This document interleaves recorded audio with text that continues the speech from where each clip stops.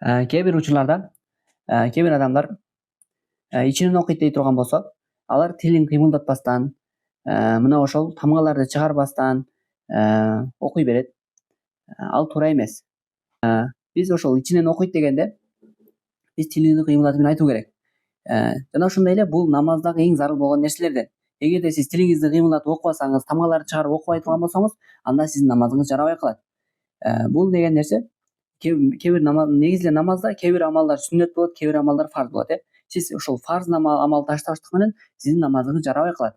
Демек бул амал ошол тилди кыймылдатуу менен, тамгаларды чыгаруу менен окуштук бул намазда фарз болот.